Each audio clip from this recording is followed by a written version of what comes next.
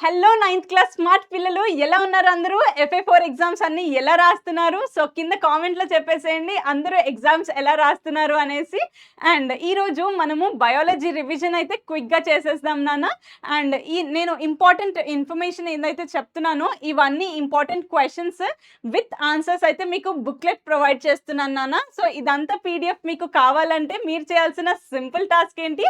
WhatsApp ఛానల్‌లో వెళ్ళేసి PDF download చేసి చదివేసేయాలి. మీకు ఈ ఒక్క PDF చదివితే మీ బయాలజీలో ఫుల్ మార్క్స్ వస్తాయి అన్నమాట.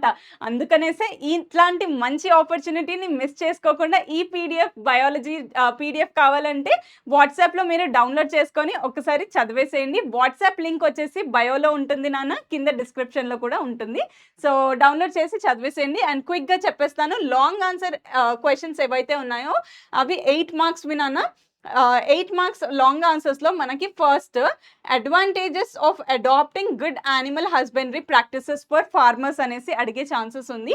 అండ్ మెయిన్‌గా మనకి 12.1 ఏదైతే ఉందో అది ఆల్రెడీ FA3లో అడిగేశారు. ఇప్పుడు ఓన్లీ మనకి 12.2 ఏదైతే ఉందో యానిమల్ హస్బెండరీ, దీనికి రిలేటెడ్ క్వెషన్స్ మాత్రమే వస్తాయి. కాబట్టి మీరు యానిమల్ హస్బెండరీకి ప్రాక్టీసెస్ ఏంటి అవైతే మీరు మినిమం లాంగ్ ఆన్సర్ 8 మార్క్స్ కదా నాన్న, మినిమం 10 to 12 పాయింట్స్ ఉండేలాగా అయితే ఆన్సర్ చూసుకోండి.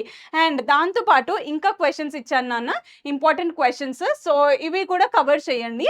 కాంపోజిట్ కల్చర్ అంటే ఏంటి? ఫిషరీస్లో కాంపోజిట్ కల్చర్ అంటే ఏంటి? ఇది ది మోస్ట్ ఇంపార్టెంట్ క్వెషన్ అన్న, అస్సలు స్కిప్ చేయకండి ఈ క్వెషన్కి.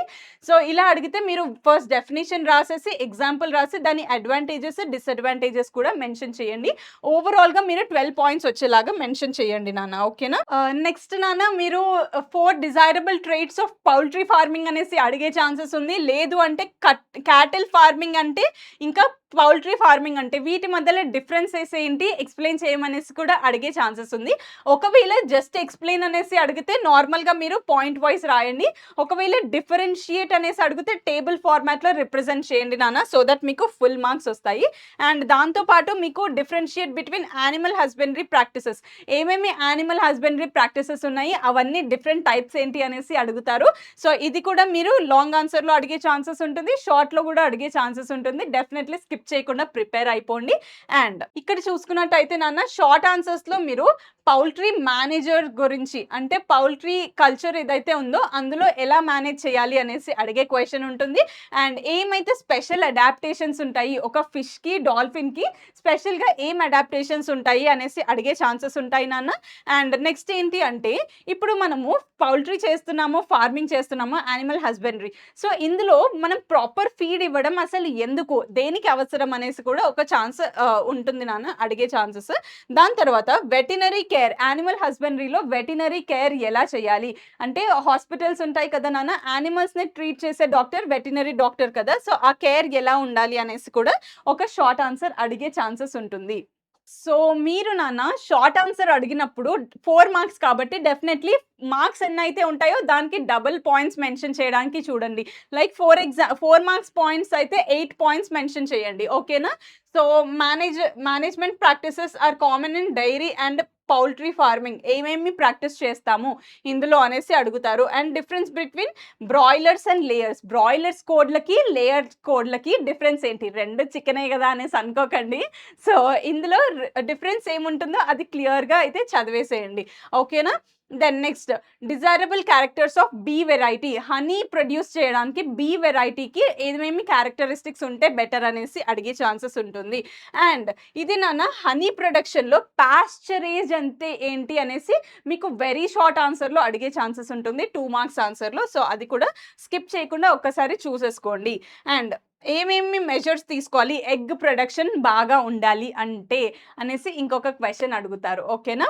నెక్స్ట్ నాన్న, ఇప్పుడు మనం వెరీ షార్ట్ ఆన్సర్స్ చూసుకున్నట్టయితే 2 మార్క్స్ ఆన్సర్స్ మనకి ఏమేం ఫ్యాక్టర్స్ ఇన్ఫ్లుయెన్స్ చేస్తాయి, హనీ ప్రొడ్యూస్ అవ్వడానికి ఏమేం ఫ్యాక్టర్స్ ఇన్ఫ్లుయెన్స్ చేస్తాయి అనేసి అడిగే ఛాన్సెస్ ఉంటాయి. అండ్ నెక్స్ట్ ఫిషెస్ ఒకవేళ రివర్‌లో వేస్తే లైక్ రోహు ఇంకో మురల్, రోహు ఫిష్, మురల్ ఫిష్ అనేసి 2 రకాలున్నాయి నాన్న. సో, అవి యాక్చువల్లీ కొరింగా ఎకోసిస్టమ్‌లో ఉంటాయి. సో, ఆ కొరింగా ఎకోసిస్టమ్స్‌ని రివర్స్‌లో ఉన్న ఈ ఫిషెస్‌ని కొరింగా ఎకోసిస్టమ్‌లోకి వేసేసారనుకోండి ఏమవుతుంది అనేసి అడుగుతారు. ఓకేనా? సర్వైవ్ అవుతాయా అవి? ఒకసారి మీరు కామెంట్ చేసేయండి. సర్వైవ్ అవ్వగలుగుతాయా నాన్న? కొరింగాలో ఉండే ఫిషెస్, నార్మల్ రివర్‌లో ఉండే ఫిషెస్ కొరింగా ఎకోసిస్టమ్‌లో వేస్తే సర్వైవ్ అవుతాయా అనేసి అడుగుతారు. ఓకేనా? దాని తర్వాత ఇండిజినియస్ బ్రీడ్స్‌కి, ఎగ్జాటిక్ బ్రీడ్స్‌కి డిఫరెన్సెస్ ఏంటి? లేదు అంటే సర్ఫేస్ బ్రీడర్స్, బాటమ్ ఫీడర్స్ ఉంటాయి కదా నాన్న. సర్ఫేస్ ఫీడర్స్, బాటమ్ ఫీడర్స్ ఉంటాయి కదా! వాటిలో డిఫరెన్స్ ఏంటి అనేసి అడుగుతారు. అండ్ క్యాటిల్ ఫార్మ్‌కి అసలు బెనిఫిట్స్ ఏంటి? అండ్ మెరికల్చర్ అంటే ఏంటి? అండ్ ఎక్వాకల్చర్ అంటే ఏంటి? ఎపికల్చర్ అంటే ఏంటి? ఇవన్నీ గూడా అడిగే ఛాన్సెస్ ఉంటుంది వెరీ షార్ట్ ఆన్సర్స్‌కి. సో, మీకు అస్సలు టెన్షన్ లేకుండా ప్రతి ఒక్క క్వెషన్ దానికి ఏమేం ఆన్సర్స్ చేయాలి అనేసి మొత్తం కంబైన్ చేసి ఒక పీడీఎఫ్ మీకు ఇచ్చాను నాన్న. సో, మొత్తం కలిపి అన్నం ముద్దలు పెడుతున్నాను. సో, తొందరగా తినేసేయండి. ఫుల్‌గా ఎనర్జీ తెచ్చేసుకోండి. అంటే ఫుల్ మార్క్స్ తెచ్చేసుకోండి. ఓకేనా నాన్న? సో, ఇవన్నీ డెఫినైట్‌లీ స్కిప్ చేయకుండా చదివేసుకొని బాగా ప్రిపేర్ అయిపోయి బాగా రాయండి. అండ్ లాస్ట్ మొమెంట్‌లో హెల్తీ ఫుడ్ మాత్రమే తిని బాగా రెస్ట్ తీసుకొని ఎగ్జామ్‌కి హెల్తీ మైండ్ తోటి హ్యాపీగా వెళ్ళండి ఫ్రెష్‌గా. అండ్ ఎగ్జామ్ కూడా దంచి కొట్టేసేయండి. ఓకేనా? Wish you all good luck నాన్న. All the best.